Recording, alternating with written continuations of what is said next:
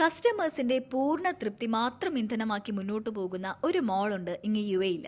മറ്റെങ്ങും ലഭിക്കാത്ത വിലക്കിഴിവുമായി ഉപഭോക്താക്കളുടെ മനം കവർന്ന നമ്മുടെ സ്വന്തം സഫാരി മോൾ. യുഎഇ ഇരു കൈയും നീട്ടി സ്വീകരിച്ച സഫാരി മോളിത വിജയകരമായ 5 വർഷങ്ങൾ പൂർത്തിയാക്കി 6ാം വർഷത്തിലേക്ക് കടന്നിരിക്കുകയാണ്.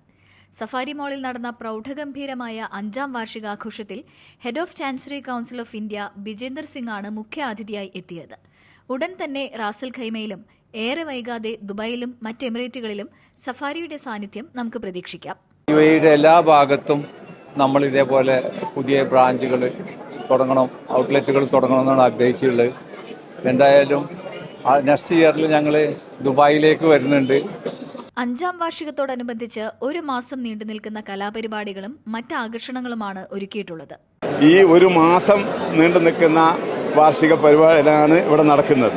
നിരവധി കലാപരിപാടികളൊക്കെ ഉണ്ട്. Sharjah Indian Association president Nisar Thalangara, UAE KMCC national committee general secretary Anwar Naha തുടങ്ങിയ പ്രമുഖരും ചടങ്ങിനെത്തിയിരുന്നു.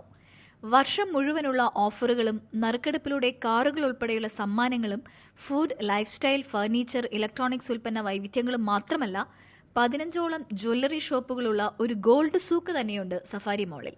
ഉപഭോക്താക്കൾക്ക് വേണ്ടതെല്ലാം ഒരു കുടക്കീഴിലൊരുക്കി പേരിനെ അന്വർത്ഥമാക്കി തങ്ങളുടെ പ്രയാണം തുടരുകയാണ് സഫാരി.